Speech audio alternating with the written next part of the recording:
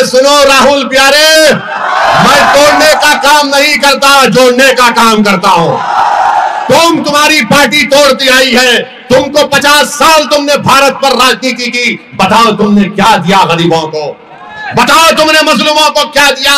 तुमने फसादात दिए, तुमने राजस्थान में कुरान की बेहरमती का वाकया हमको याद है, तुमने जुनैद और नसीर की मौत हमको दी, तुम्हारी सत्ता है।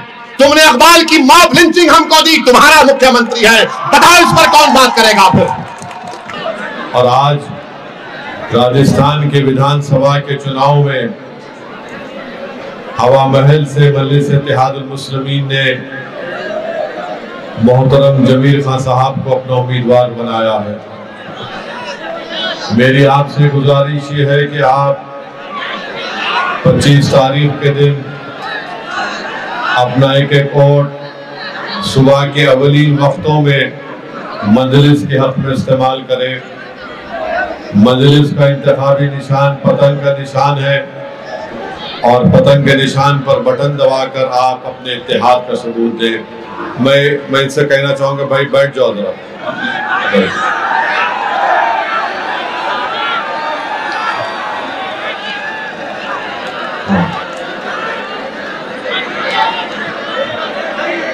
मेरे अजीज दोस्तों और बुजुर्गों, भारत की राजनीति में 65 साल से जायद अरसे से मजलिस अपना सियासी सफर तय कर रही है और अल्हम्दुलिल्लाह आप तमाम की दुआओं और हमारे बुजुर्गों की कुर्बानियों की बिना पर मजलिस इत्तेहादुल मुस्लिमीन ने भारत की राजनीति में अपना एक मुनफरिद मुकाम पैदा किया।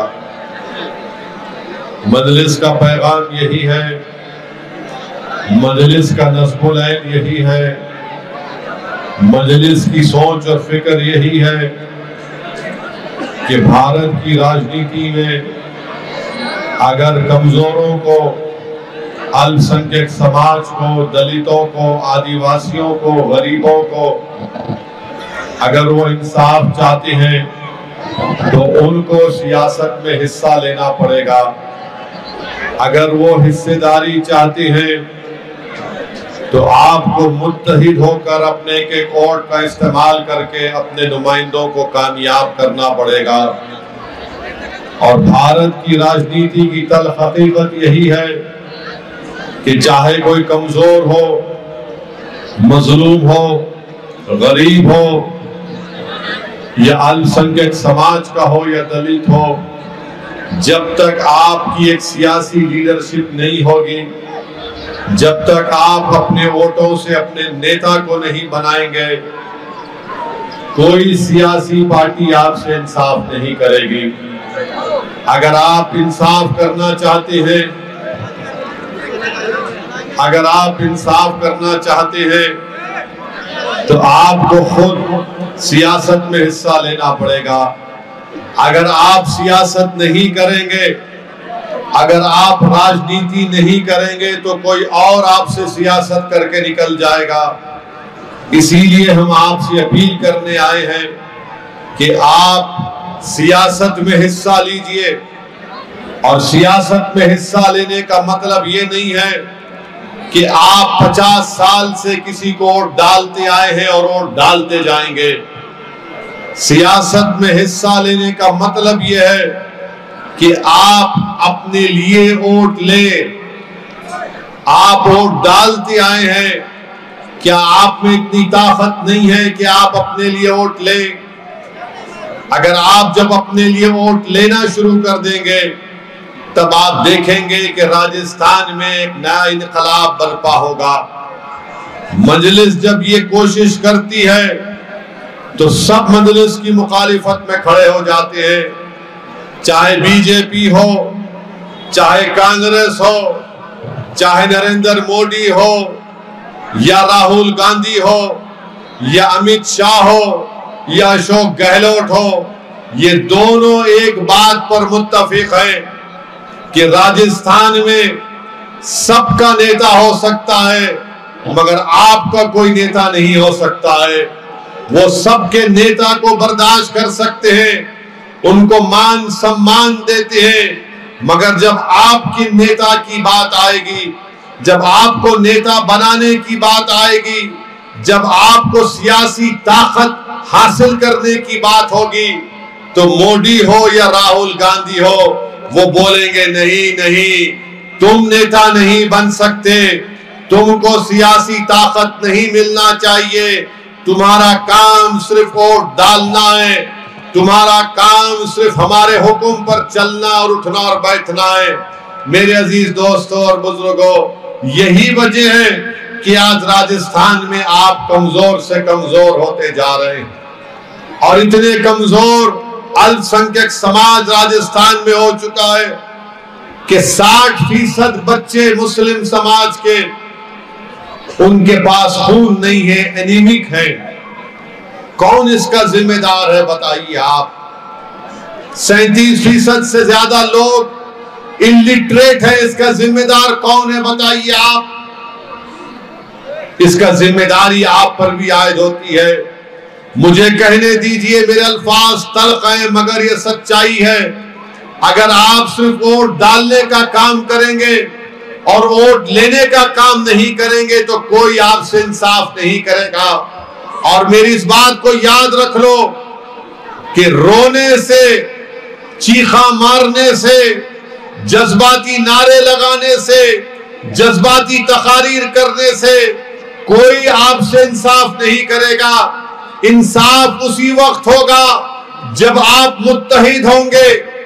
आप इत्तेहाद की ताकत और कुव्वत पर जमील खां को अपना एमएलए बनाकर राजस्थान की विधानसभा में अगर बनाने का आप काम करेंगे तो आप देखेंगे कि तब्दीली पैदा होगी। अभी जमील ने आपके सामने कहा कि आपके इस इलाके में यहां पर जो आपके विधायक हैं जोशी साहब, वो पीएचडी क्या है, वो पीडब्ल्यूडी के मिनिस्टर भी हैं, जल मंत्री उनके मंत्रालय उनके पास हैं, और उन्हीं के विधानसभा में जहां पर आपने उनको वोट डालकर कामयाब किया, आपको पीने का पानी नहीं मिलता है बराबर, आपको पीने का पानी नहीं मिलता बराबर। तो हम जोशी साहब से पूछना चाहते हैं कि आप जब अपने विधानसभा में पानी नहीं पिला रहे, तो अल्लाह जानता है राजस्थान में किसी घर में आप पानी नहीं पिला रहे होंगे। फिर आप जानते हैं कि यहां पर गरीबों का प्लॉट्स नहीं दिया जाता है। कांग्रेस सत्ता में है, जिसको आपने वोट देकर अपना विधायक बनाया, वो गरीबों को प्लॉट नहीं देते। नाला खुला नाला है यहां पर, नाले का काम नहीं होता। अस्पताल, जनाने अस्पताल की जरूरत है, उसको पूरा नहीं किया जाता। तो ये मसाइल का हल उस वक्त होगा जब आप यहां से जमील खां को कामयाब करेंगे। ये भाई, ये एको को कम करो।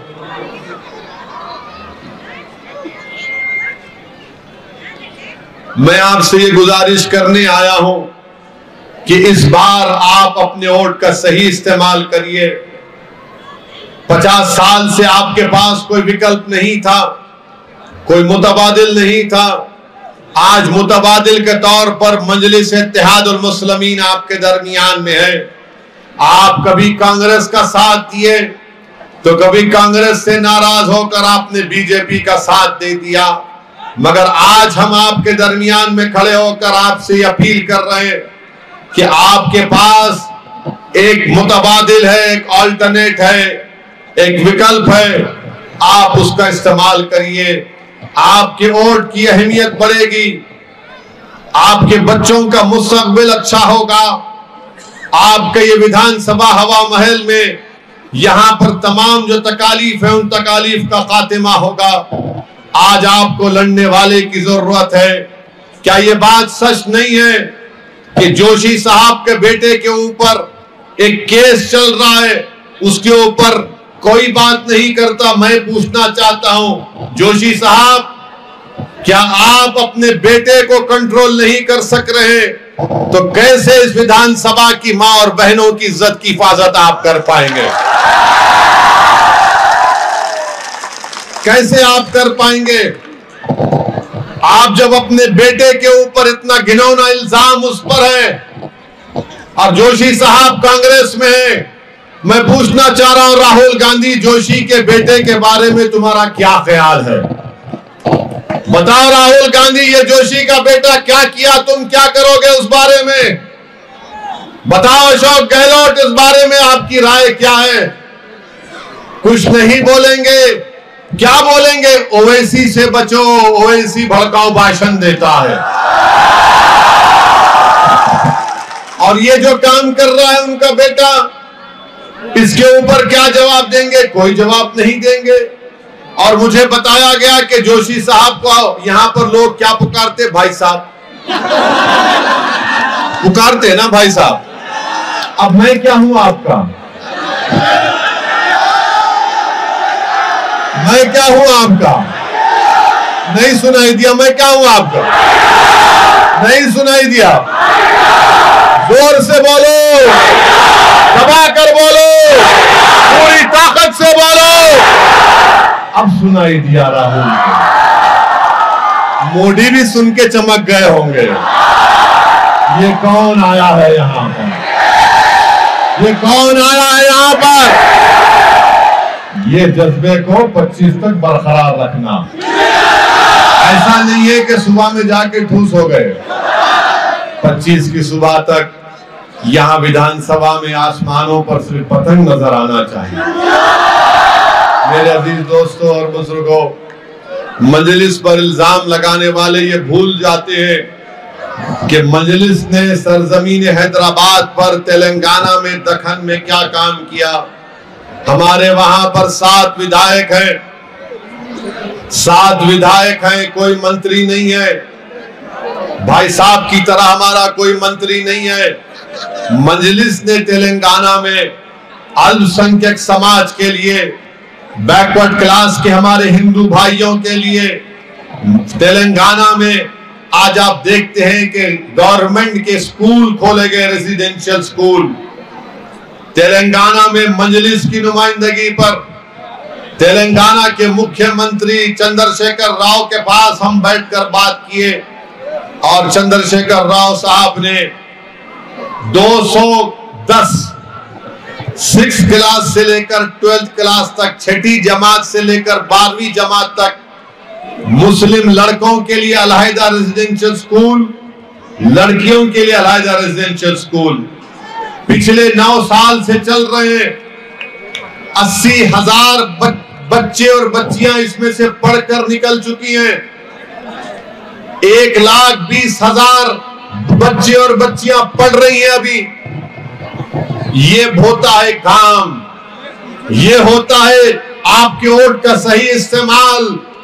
अरे मंत्री बनना आसान है, गरीब के बच्चे को स्कूल में फ्री पढ़ाना ये कामयाबी का काम है, ये ताकतवरों का काम है। मजलिस चाहती तो हमको मंत्री बन जाते, हमने कहा मंत्री नहीं बनना है हमको, हम आप गरीबों के बच्चों के लिए स्कूल खोलो। तो आज आप देखते हैं कि पूरे तेलंगाना में 1,20,000 अल्पसंख्यक समाज के मुसलमानों के बच्चे और बच्चियां स्कूल में पढ़ रही हैं, रेजिडेंशियल स्कूल में फ्री में। बच्चियों का स्कूल अलग, लड़कों का कॉलेज अलग। वहां पर उनको तालीम फ्री, खाना फ्री।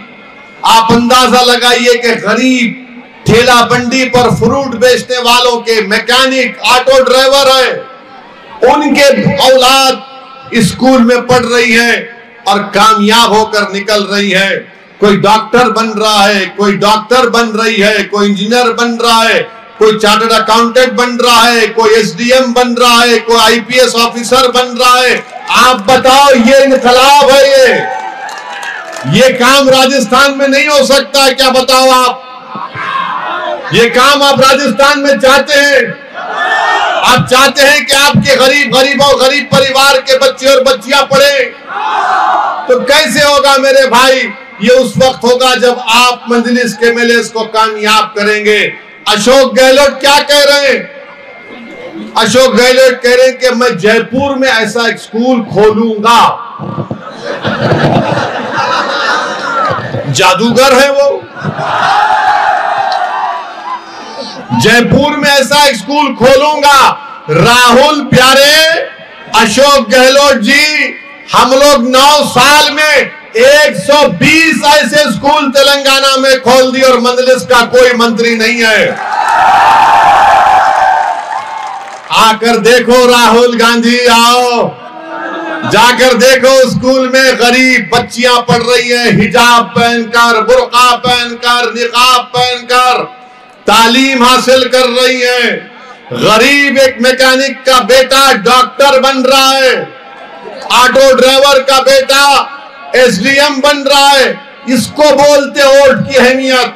मगर राजस्थान में क्या हो रहा है कि सिर्फ वोट डालो, वोट डालते रहो, हमको डालो, हमारे दादा को डाले, उसके बेटे को डालो, उसके बेटे को डालो, डालते रहो।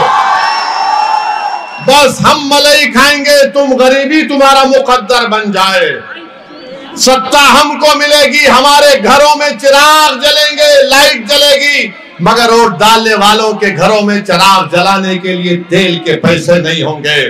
तुम ताकतवर हो गए और गरीब का बच्चा स्कूल को नहीं जाएगा। तुम मंत्री बन जाओगे मगर ये गरीब की बेटी डॉक्टर नहीं बनेगी। बताओ, ये नाइंसाफी नहीं है तो क्या है मेरे भाई? मंजलिस जब ये बात करती है तो इनको तकलीफ हो जाती है। मैं आपसे क्या कह रहा हूं, मुझे बदनाम किया जाता है कि असदुद्दीन ओवैसी किसी एक समुदाय के खिलाफ है। अरे मैं किसी समुदाय या किसी मजहब के मानने वालों का खिलाफ था ना कभी रहूंगा इंशाअल्लाह ताला। जिस तरह राजस्थान में गुज्जरों का नेता सचिन पायलट बनना चाहता है, जिस तरह बैंसला साहब ने काम किया, जिस तरह राजपूत भाई हमारे जाट भाइयों ने अपना नेता बनाया, मैं यही चाहता हूं कि राजस्थान को असदुद्दीन ओवैसी अपने लिए नहीं आया है। मैं चाहता हूं कि इस भट्टा बस्ती से कोई ऐसा नेता उठे जो पूरे राजस्थान की जनता को, गरीबों के लिए नेता बन जाए। इसीलिए इनको तकलीफ होती है। ये क्यों आ रहा है राजस्थान को? इनके पेट में दर्द शुरू हो जाता है कि ओवैसी यहां पर क्यों आ रहा है। अरे ओवैसी यहां पर अपने लिए नहीं आ रहा है, ओवैसी राजस्थान को आया है। और इंशाअल्लाह ताला जब तक अल्लाह मुझे जिंदा रखेगा मैं राजस्थान को आता रहूंगा। मेरी जिंदगी का मकसद एक ही है, मेरी जिंदगी का मकसद एक ही है कि तुम्हारा नेता हो, तुम्हारा नेता हो। एक नहीं बल्कि 100 तुम्हारे नेता खड़े हो जाएं जो तुम्हारे इंसाफ के लिए लड़ सके, जो तुम्हारी कमजोरी को देखकर तुमको ताकतवर बना सके, जो तुम्हारे ख्वाबों को पूरा कर सके, जो तुम्हारी माओ की आंखों में जो आंसुओं को पोंछ सके, जो तुम्हारा बाप रात भर करवटें लेता है तुम्हारे मुस्तकबिल को सोचकर वो आराम की नींद रात में सो सके, जो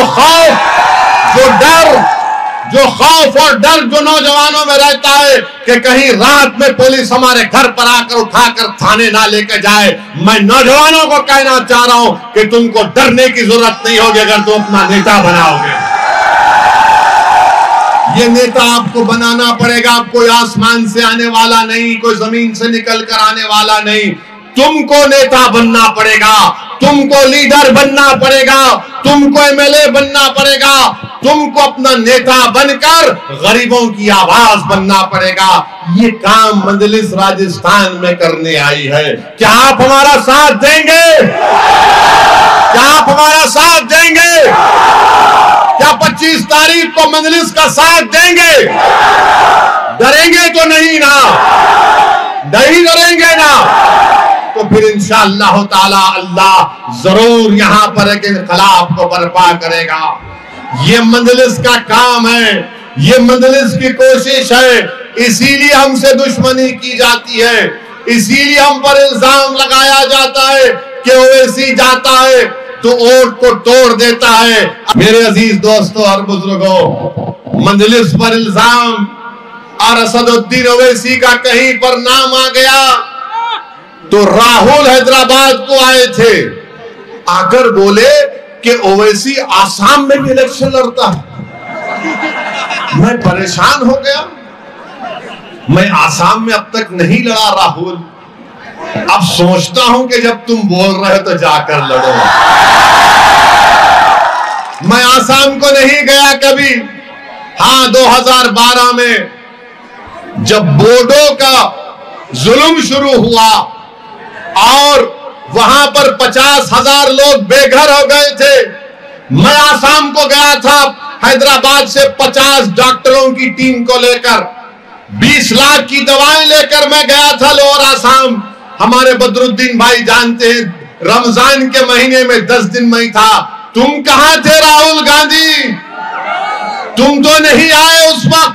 हम थे आसाम में बदरुद्दीन अजमल के साथ, कंधे से कंधा मिलाकर वो आसाम की, लोअर आसाम की जनता के साथ। अब इनको एक ही मकसद है, मुझसे दुश्मनी क्यों है? मैं क्या इनका कुछ खाया हूं? नहीं। मुझे कोई मंत्री का पोस्ट चाहिए? नहीं। मैं क्या इनके तरफ रहा हूं इनसे हाथ मिलाने के लिए? नहीं। मैं क्या इनको देखकर खुश होता हूं? नहीं। मैं क्या इनके साथ ठहरने के लिए तड़पता हूं? नहीं। मैं क्या इनके साथ फोटो लेने के लिए चाहता हूं? नहीं। इनको यही गुस्सा है कि ये कौन है जो गरीबों में के इनकलाब को बर्पा कर रहा है, जो गरीबों को उनका हक याद दिला रहा है। इसीलिए हमसे दुश्मनी है। अरे तुम क्या दे सकते हो? मुझे अल्लाह ने बहुत कुछ दिया है। मुझे अल्लाह ने बहुत कुछ दिया है। मुझे किसी चीज की जरूरत नहीं है। बस एक ही तमन्ना है कि मेरी आंख बंद होने से पहले मैं देखना चाहता हूं कि भारत के गरीब और मजलूमों का कोई नेता हो, तुम्हारी सियासी ताकत हो, तुमसे नाइंसाफी ना हो, हमारे बच्चों को जेलों में ना डाला जाए, हमारी मॉब लिंचिंग ना हो, हमको गोली कोई ना मारे। हम इज्जत चाहते हैं, मुकाम चाहते हैं, हम इज्जत चाहते हैं मेरे अजीज दोस्तों और बुजुर्गों। ये बात इनको पसंद नहीं आती, ये बात इनको पसंद नहीं आती। अरे तुम भारत को जोड़ रहे, मैं गरीबों को जोड़ने का काम कर रहा हूं। तुम भारत जोड़ो बोल रहे, मैं मजलूमों को जोड़ना चाहता हूं। तुम्हारे जोड़ने में और मेरे जोड़ने में फर्क है। तुम जब जोड़ने की बात करते तो तुम ताकतवर को जोड़ना चाहते, मैं गरीबों को ताकतवर बनाना चाहता हूं। मेरे अजीज दोस्तों और बुजुर्गों, जब से बीजेपी की सरकार बनी है, केंद्र में जब से बीजेपी की सरकार बनी है 2014 से, यकीनन भारत में नफरत में इजाफा हुआ है। जब से मोदी प्राइम मिनिस्टर बने हैं, भारत में नफरत में इजाफा हुआ है, भारत में शक में इजाफा हुआ है, मॉब लिंचिंग में इजाफा हुआ है, मॉब लिंचिंग में इजाफा हुआ है। कभी किसी को गोश्त के नाम पर मार दिया जाता है, कभी किसी को, नसीर जुनैद को किडनैप करके हरियाणा ले जाकर जिंदा जला दिया जाता है। बताओ, यहां पर कांग्रेस की हुकूमत है, अशोक गहलोत है, आपने क्या किया उनके लिए? आपने क्या किया उनके लिए बताओ?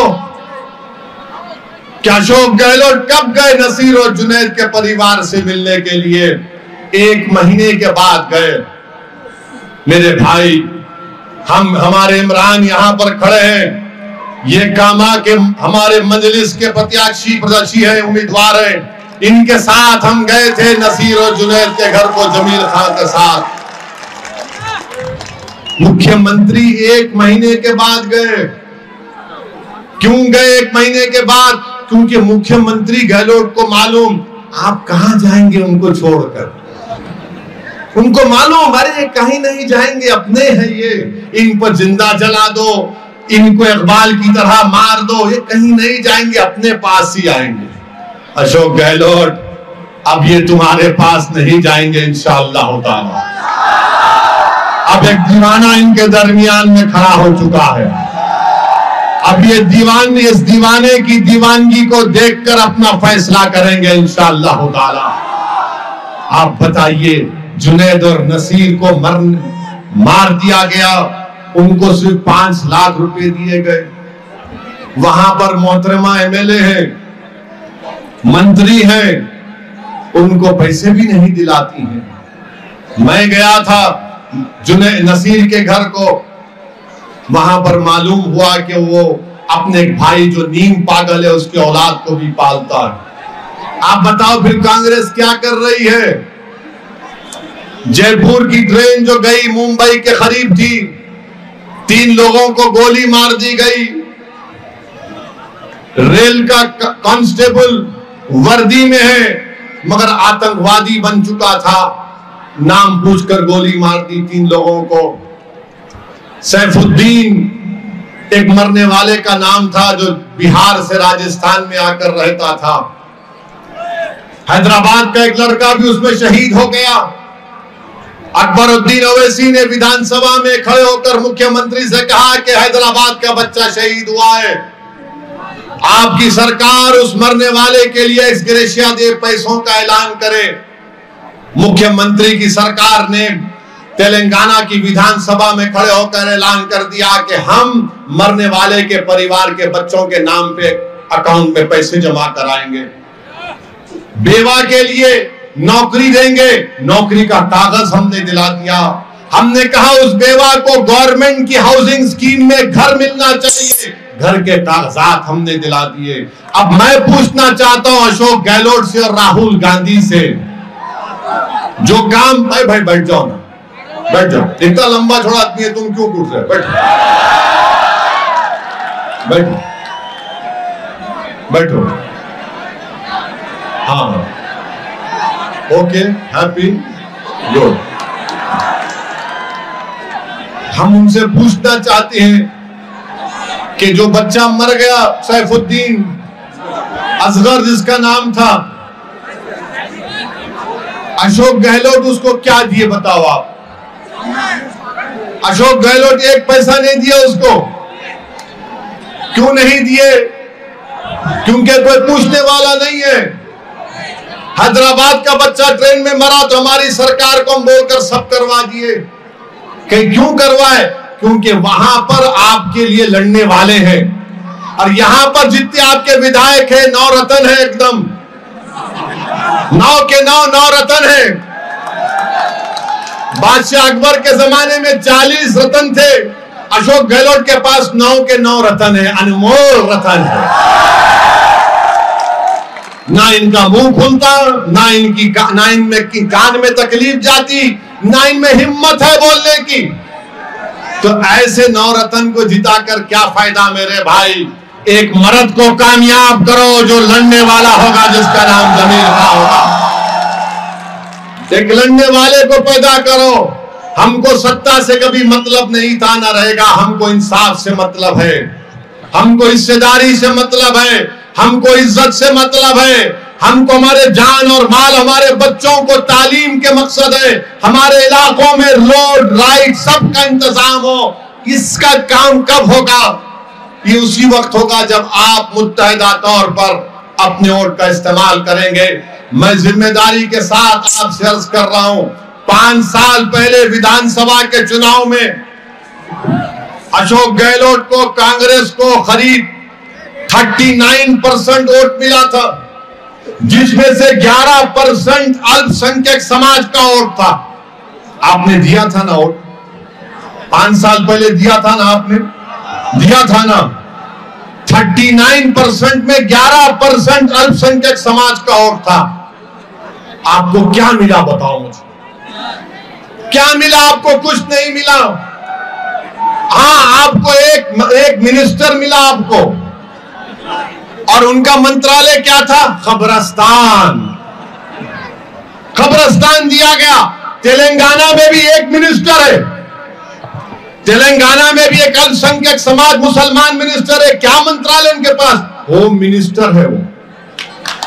वो होम मिनिस्टर या कब्रिस्तान का मिनिस्टर। फर्क महसूस करो आप। और फर्क ये बता रहा है कि आपके पास जब सियासी ताकत होती है तो हुकूमत को बनाना पड़ता है। अशोक गहलोत को मालूम आप कहीं नहीं जाने वाले हैं, आप फिर आके उनके गोद में आके बैठेंगे, उन्हीं को वोट देंगे, चाहे कुछ भी कर लो। मगर मेरे भाई, ये तब्दीली पैदा करना पड़ेगा आपको।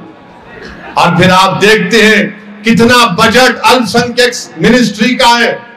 1 साल पहले 99 करोड़ था। मैंने आकर आईना दिखाया अशोक गहलोत को, तो उनको जरा शर्म आ गई, तो उन्होंने ऐलान किया कि इस साल 250 करोड़ कर दिए। तेलंगाना में कितना है? 2200 करोड़ है, 2200 करोड़ है।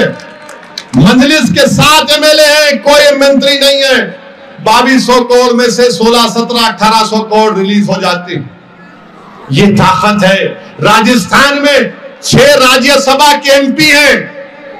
अशोक गहलोत, राहुल गांधी ने किसी एक अल्पसंख्यक समाज के आदमी को नहीं दिया, केरल के आदमी को दिया, महाराष्ट्र के आदमी को दिया, हरियाणा के आदमी को दिया। क्यों नहीं देते आपको? इसलिए नहीं देते राहुल गांधी, अशोक गहलोत कि जयपुर से दिल्ली तक राजस्थान में कोई आपका नेता ना बन जाए, इसीलिए नहीं देते आपको।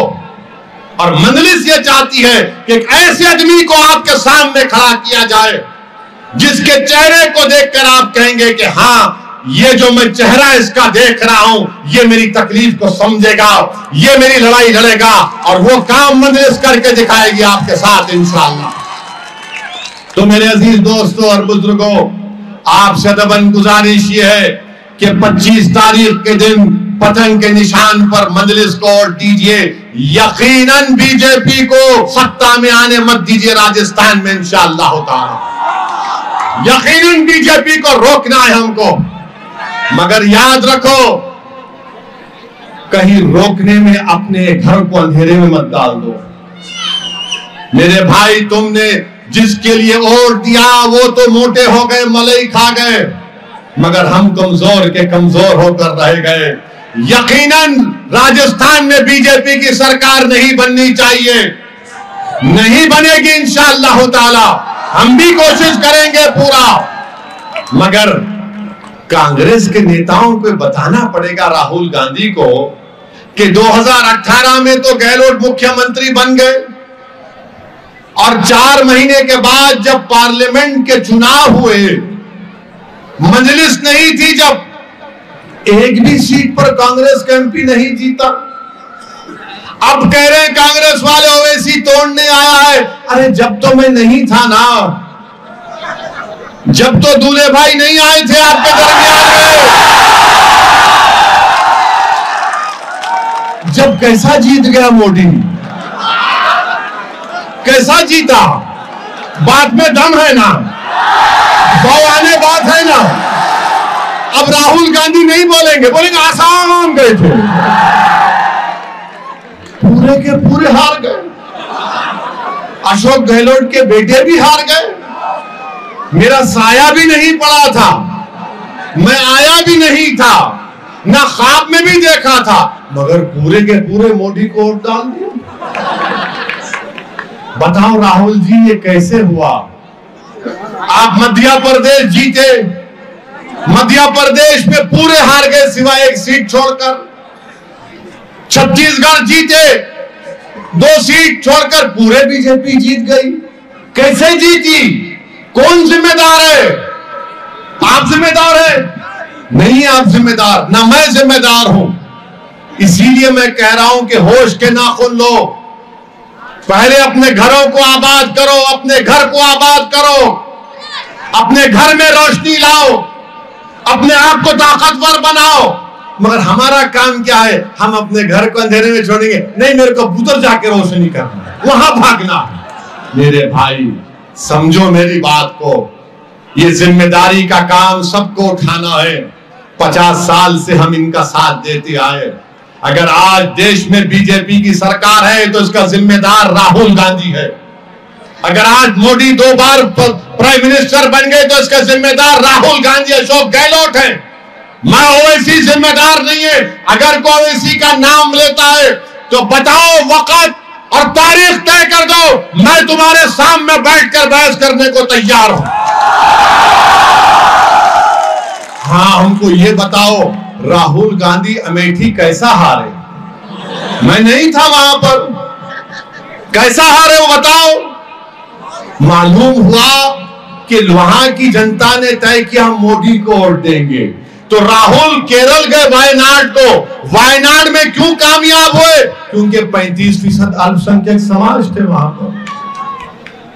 अमेठी हार गए तो नहीं बोलेंगे ओवैसी का नाम, राजस्थान, मध्य प्रदेश, छत्तीसगढ़ में बुरी तरह हार गए तो ओवैसी का नाम नहीं लेंगे। अब चुनाव आया तो सिर्फ एक ही बात करेंगे, ओवैसी ये, ओवैसी वो। राहुल जी, मैं शादीशुदा हूं, इतनी दरियाफ्ती मत करो मेरी। बस हर चीज में ओवैसी का नाम लगा दो। यानी ऐसा हाल हो गया मेरा कि अगर किसी कांग्रेस के घर के सामने से मैं चला गया और घर में बिजली चले गई तो बोलेंगे ओवैसी गया था, लाइट चले गई। मैंने हर चीज की जिम्मेदारी हम पर। अरे भाई साहब, कभी अपने निकम्मेपन पर भी तो नजर डालो, कभी अपनी कमजोरियों पर नजर डालो, कभी तुम्हारी गलतियों पर नजर डालो, कभी तुम्हारी खामियों पर नजर डालो। कब तक गर्दन अकड़ा कर चलोगे? कब तक गुरूर और तकब्बुर के मजारे करोगे? अरे अगर मैं मिलावा होता तो अल्लाह जानता उस बात को कि कौन मिलावा है और कौन नहीं मिलावा है। मगर मेरे अजीज दोस्तों और बुजुर्गों, ये लड़ाई आपको लड़ना है, ये लड़ाई आपकी लड़ाई है। आपको सियासी ताकत हासिल करना है। यकीनन राजस्थान में बीजेपी की सरकार नहीं बननी चाहिए, इंशाअल्लाह ताला नहीं बननी चाहिए। मगर जहां पर मंजलिस लड़ेगी वहां पर आप मंजलिस के हक में अपने वोट का इस्तेमाल करिए। देश के प्रधानमंत्री तो बहुत बातें करते हैं, भाइयों बहनों, सबका साथ, सबका विकास, सबका विश्वास, मगर प्रधानमंत्री खाली जबान से बोलते करते कुछ भी नहीं। प्रधानमंत्री के पास एक मुस्लिम एमपी नहीं है, प्रधानमंत्री के पास लोकसभा में मुस्लिम एमपी नहीं है, प्रधानमंत्री की कैबिनेट में अल्पसंख्यक समाज का मुसलमान का मंत्री नहीं है। प्रधानमंत्री जुनैद और नसीर को जब मार दिया गया तो प्रधानमंत्री नहीं बोले। प्रधानमंत्री दूसरे दहशतगर्दी के, आतंकवादी के इंसिडेंट पर जरूर बोले, मगर प्रधानमंत्री जब दोबारा राजस्थान को आप आएंगे तो जुनैद नसीर का नाम लो मोदी जी। वो भी तो उनको आतंकवादियों ने मारा था, मगर आप क्यों जुनैद और नसीर का नाम नहीं लेते? प्रधानमंत्री उनका नाम नहीं लेंगे। प्रधानमंत्री जितने मुस्लिम ममालिक के शेख आते हैं, अरब लोग, उनसे ऐसा गले मिलते, या हबीबी या हबीबी। आप जुनैद नसीर का नाम नहीं लेंगे? उनसे मोहब्बत, हमसे मोहब्बत नहीं प्रधानमंत्री आपको? हमसे भी मोहब्बत करो प्रधानमंत्री, नुकसान नहीं होगा आपका। आप देश के प्रधानमंत्री हैं, आप भारत के 130 करोड़ जनता के प्रधानमंत्री हैं, मगर ऐसा लगता है प्रधानमंत्री की मोहब्बत खाली बस वो शेखों से है। आप देखिए टीवी के ऊपर, ऐसा हाथ पकड़ लिए तो छोड़ते नहीं। मैं भी सोचता हूँ क्या पकड़ लिया, मैं छोड़ ही नहीं रहा, छोड़ ही नहीं रहा। प्रधानमंत्री कभी हमारा हाथ तो छोड़ो, कभी एक नरम निगाहों से हमको देख लो कि जुनैद और नसीर का क्या हाल होगा। प्रधानमंत्री का भी देख लो, इस विधानसभा में इंसान रहते हैं, कैसे रहते हैं, यहां पर देख लो आप, क्या हो रहा है यहां पर देख लो आप। मगर प्रधानमंत्री बोलेंगे भाइयों बहनों, देश की बात करो, ओवैसी देश की बात नहीं करता। मेरे अजीज दोस्तों और बुजुर्गों, हम आपसे आखिर में ही अपील कर रहे हैं कि 25 तारीख के दिन आप निकलिए, अपनी माँ और बहनों के साथ, अपने घर वालों के साथ, बुजुर्गों को ले जाकर वोट डालिए, पतंग के निशान पर बटन दबाइए, और इंशाअल्लाह ताला हम आए हैं आपके दरमियान में और आते रहेंगे।